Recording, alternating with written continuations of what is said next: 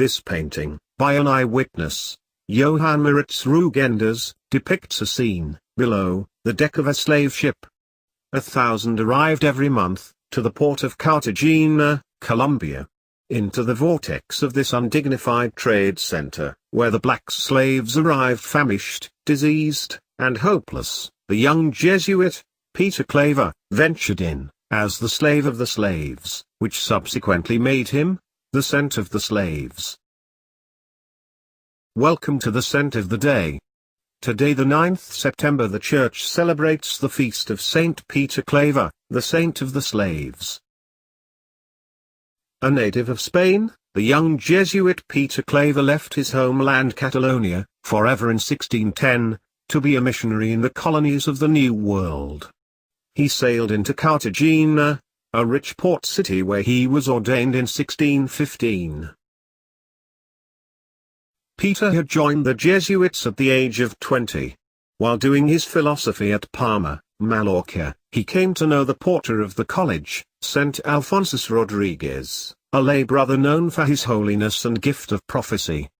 Rodriguez felt that he had been told by God that Claver was to spend his life in service in the colonies of New Spain, and he frequently urged the young student to accept that calling.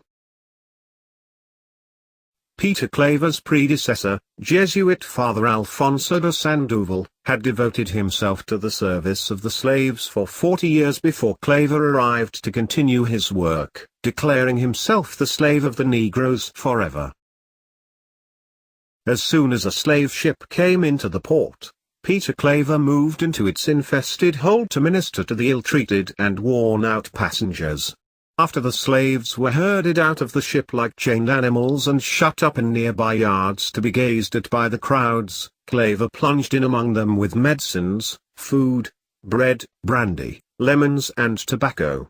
With the help of interpreters he gave basic instructions and assured his brothers and sisters of their human dignity and God's saving love.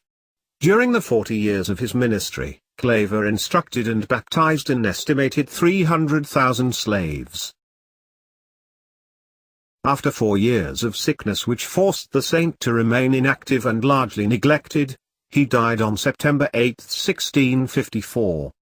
The city magistrates, who had previously frowned at his solicitude for the black outcasts, ordered that he should be buried at public expense and with great pomp. He was canonized in 1888, and Pope Leo XIII declared him the worldwide patron of missionary work among black slaves. He is considered a heroic example of what should be the Christian practice of love, and of the exercise of human rights.